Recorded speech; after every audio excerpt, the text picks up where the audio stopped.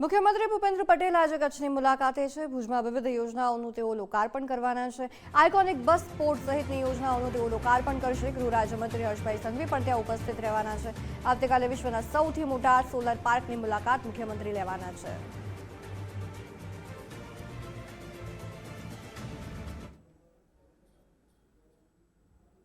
રાજ્યના મુખ્યમંત્રી ભૂપેન્દ્રભાઈ પટેલ આજે કચ્છની મુલાકાતે આવવાના છે, ત્યારે ભુજના નવા આઇકોનિક બસ પોર્ટનું ઉદ્ઘાટન કરવાના છે, જેની તડામાર તૈયારીઓ પણ અહીં આરંભી દેવામાં આવી છે। અત્યારે સીધા સ્ક્રીન ઉપર જોવા જઈએ તો લોકાર્પણ સમારોહના જે દ્રશ્યો છે તે અત્યારે જોઈ શકાય છે। નવા આઇકોનિક બસ પોર્ટની વિશેષતાઓ અનેક ગણી જોવા મળી રહી છે। 40 કરોડના ખર્ચે આ બસ પોર્ટનું નિર્માણ થઈ રહ્યું છે અને હાલે જોવા જઈએ તો તમામ તૈયારીઓને આખરી ઓપ આપી દેવામાં આવ્યો છે। અત્યારે સીધા સ્ક્રીન ઉપર ભુજનું જે બસ પોર્ટ છે તે દ્રશ્યમાન અહીં થઈ રહ્યું છે। જે તે વખતે વડાપ્રધાન નરેન્દ્રભાઈ મોદીએ 22 મે 2017ના રોજ ભચાઉથી શિલાન્યાસ કર્યું હતું। 5.5 વર્ષ બાદ હવે 2023માં આ આઇકોનિક બસ પોર્ટનું નિર્માણ થયું છે અને આ બસ પોર્ટની અનેક ખાસિયતતાઓ પણ જોવા મળી રહી છે।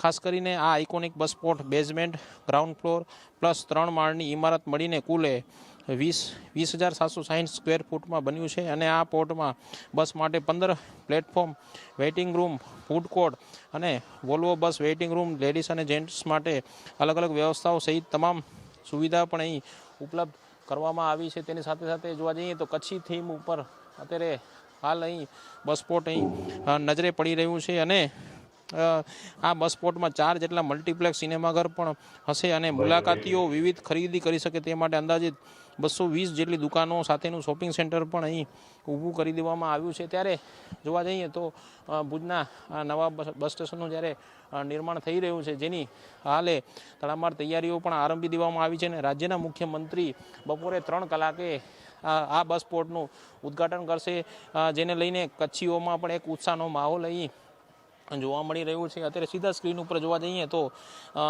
ખાસ કરીને અત્યારે જે બેઠક વ્યવસ્થા છે તે પણ દ્રશ્યમાન થઈ રહી છે અને નવું આઇકોનિક બસ પોર્ટનું નિર્માણ થયું છે, જે એક ઉમદા કાર્ય પણ અહીં કહી શકાય તેમ છે। કેમેરામેન મુનાફ સાથે કૌશિક છાયા, ગુજરાત ફર્સ્ટ, કચ્છ।